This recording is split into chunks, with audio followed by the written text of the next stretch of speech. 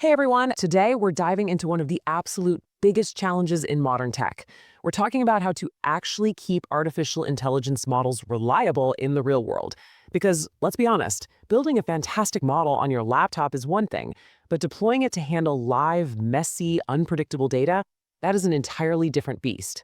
So today we're going to explore the precise strategies, architectures, and automated pipelines that make production-grade machine learning not just possible, but incredibly resilient. To kick things off, I want you to picture this scenario. You and your team have just deployed what looks like a flawless machine learning model. The task accuracy was phenomenal, your stakeholders were absolutely thrilled, and the system is officially live. But fast forward just 1 month, and suddenly, boom, this perfect model starts spitting out absolute garbage predictions. Customer complaints are through the roof, and your business metrics are just tanking. So, what happened? The code didn't change, the servers didn't crash, but the model failed anyway. This is pretty much the nightmare scenario for any data scientist or engineer, and it's exactly what we're going to solve today. Really quickly, here is our game plan. First, we'll look at the threat of model drift. Second, DevOps versus MLOps. Third, core pipeline components. Fourth, automated training and monitoring. And finally, sustaining reliable AI. All right, let's jump right into section 1, the threat of model drift, the real antagonist of our machine learning journey. You see, we're kind of conditioned to think of software as this static thing, right? You write the code and it basically does the same thing forever. But machine learning models, they aren't static code, they're living engines. They're built entirely on assumptions from historical data. But the real world is incredibly dynamic. User behaviors shift, market trends evolve, new regulations drop, and tech changes constantly. When the reality of the real world starts to diverge from the data your model was trained on, that model degrades. And that exact gap between your old training data and live, real-world data is what we call model drift. And look, the consequences of ignoring this drift are severe. We're not just talking about a minor dip in some obscure metric here. If you're operating in high-stakes fields, like financial fraud detection or maybe healthcare diagnostics, ignoring drift means your system might start flagging totally legitimate transactions as fraud, or, far worse, completely missing actual fraudulent activity. We are talking about false positives, false negatives, and massive, very real business risk. So just relying on a human to manually update things, that's no longer an option. We need an automated immune system. Which brings us to section 2, DevOps versus MLOps. This is where we upgrade our approach to infrastructure. Now, this really gets to the heart of the matter. Traditionally, we have DevOps, which is built around continuous integration and continuous deployment, CI/CD. And that's fantastic for standard software because it makes sure your code changes are delivered reliably. But MLOps recognizes something fundamental. In AI, code isn't the only thing that changes. The data changes too. So MLOps introduces this crucial third pillar, continuous training or CT. This is the real light bulb moment here. Continuous training means your pipeline is actually designed to automatically retrain the model the second that underlying data starts to shift. Let's move to section 3, core pipeline components. Time to build the assembly line. When you look at the MLOps lifecycle, the first thing you notice is that it's an endless 7-step loop. Standard software releases are fairly linear, right? But managing an ML model is a constant cycle. You go from ML development to training operationalization into continuous training, model deployment, prediction serving, and then critically, continuous monitoring. That monitoring phase is always watching the serving phase. And the moment it detects that our data has shifted, when the drift starts, it feeds right back into continuous training to update the model. It is a beautifully designed, closed loop. But before you can run that loop, you've got to build the factory floor. If we use Azure Machine Learning as an example, you need a few foundational pieces. You need an authenticated workspace connected via a config.json file and an MLClamp programmatic interface.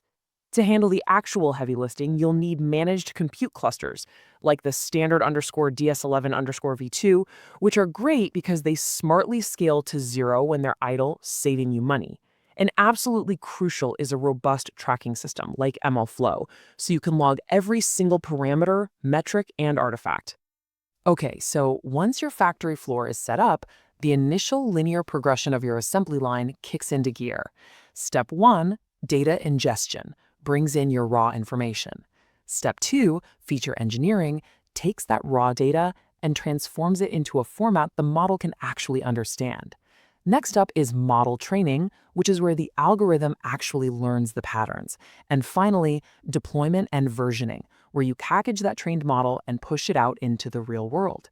But as we've already learned today, getting to step 4, that's really just the beginning of the journey. Section 4, automated training and monitoring. This is how we keep the engine running. To really wrap our heads around this, let's ground the theory in a practical, real-world case study. Imagine we're building a pipeline to predict New York City taxi fares. The data we rely on for this, things like traffic patterns, rider demand, weather impacts, it is constantly shifting. That makes it a perfect candidate for an automated MLOps pipeline, utilizing something like the Azure ML SDK v2. The huge takeaway here is that in MLOps, versioning your code simply isn't enough. You absolutely must version your data too. By registering a specific data set, like a raw NYC taxi CSV, as a secure version-controlled asset, we make sure our pipeline always knows exactly which data set fueled which training run. This high-quality, completely traceable data essentially acts as the clean fuel for our living engine. Now, with the model live and our data properly versioned, we activate that continuous monitoring phase we talked about. This is the immune system of the pipeline. We deploy specialized tools, things like Evidently AI, SageMaker Monitor, or Grafana, to track prediction accuracy and watch for data drift in real time. And we set specific thresholds. For instance, if prediction accuracy suddenly drops below 90%, the system sounds an alarm. But it doesn't just ping a human, it's wired to automatically trigger that continuous training pipeline, grab the newest data, retrain the model, and update the deployment, all while keeping a perfect audit trail. Which brings us to our final section, Section 5, Sustaining Reliable AI. Let's look at the tangible business results. According to the research featured in our source material, implementing these adaptive retraining pipelines reduced false negatives by an incredibly impressive 38% in real-world applications. Just think about what a 38% improvement means if you're running a massive fraud detection system or a critical medical diagnostic tool. That isn't just some minor optimization.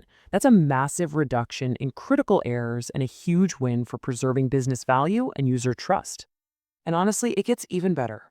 Organizations utilizing these automated monitoring and rollback mechanisms were able to achieve a 95% uptime without requiring any manual intervention.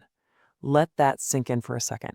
The system detects its own degradation, triggers its own retraining, evaluates the brand new model, and deploys it, keeping the system highly accurate 95% of the time, totally autonomously.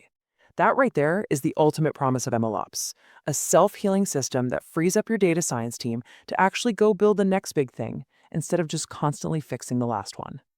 And that pretty much wraps up our journey for today. We've seen exactly how model drift can silently destroy the value of your AI and how the continuous self-healing cycles of MLOps offer a definitive automated cure. So I'll leave you with this final provocative thought to reflect on when you look at your own systems.